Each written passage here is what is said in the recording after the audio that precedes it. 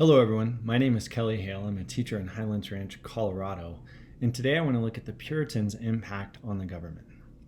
In his article, Godly Republicanism and the Origins of the Massachusetts Polity, historian Michael Winship argues that the Puritans actively sought to create a republican form of government in America because of the abuses they experienced in the Old World, and that the government they created had a profound impact on the shaping of the American Republic.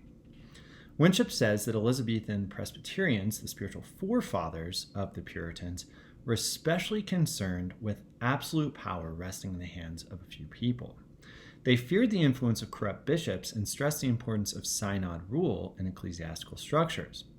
They were also concerned by the actions of King Charles I, who stressed the divine right of kings, moved himself closer to the Catholic Church, and sought to tax his subjects without their consent. When the Puritans came to America, they brought their spiritual lessons from England with them and attempted to establish a godly republicanism, a government that emphasized personal liberty, limited government, and democracy. Cotton Mather, an important Puritan preacher, said of the Massachusetts Bay founders that they stressed three things: authority in the magistrates, liberty in people, and purity in the church.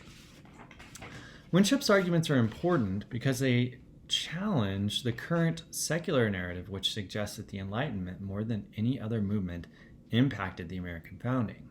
However, Winship does a good job of several things. First, he does an excellent job pointing out that the word republicanism was hardly used in the 17th century, and its meaning was ambiguous. Across the English Commonwealth, only the Puritans had a truly democratic form of government.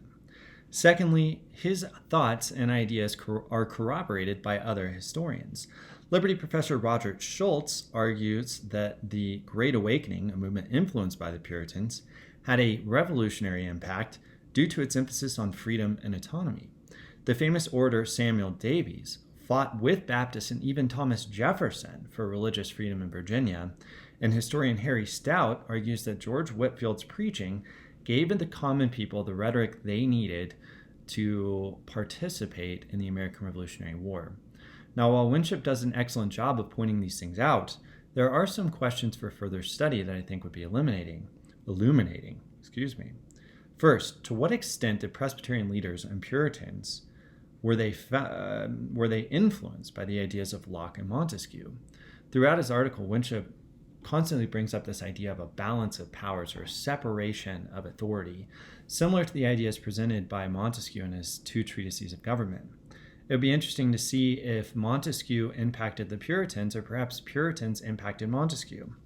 And secondly, while there's a great deal of circumstantial evidence to suggest that the Puritans had an important and direct impact on American republicanism, it would be helpful to provide and seek out direct evidence as well. What would be good pieces of evidence that we could use to argue on behalf of the Puritans that they did have an important role to play in the American founding? Hey, thanks for listening. Have a great day, and I'll talk to you later. Bye.